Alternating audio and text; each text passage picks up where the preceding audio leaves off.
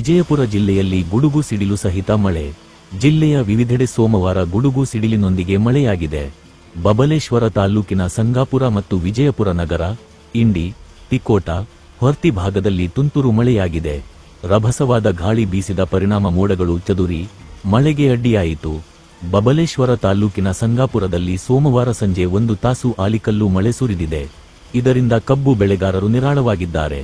ಇನ್ನೊಂದೆಡೆ ದ್ರಾಕ್ಷಿ ಬೆಳೆಗಾರರು ಆತಂಕಕ್ಕೆ ಒಳಗಾಗಿದ್ದಾರೆ. ಬ್ಯೂರೋ ರಿಪೋರ್ಟ್, ಲಾಲಸಾಬ್ ಸವಾರಗೋಳ ಜೊತೆ ಮಶಾಕ್ ಬಳಗಾರ್, ಕನ್ನಡ ಧ್ವನಿ ನ್ಯೂಸ್, ವಿಜಯಪುರ.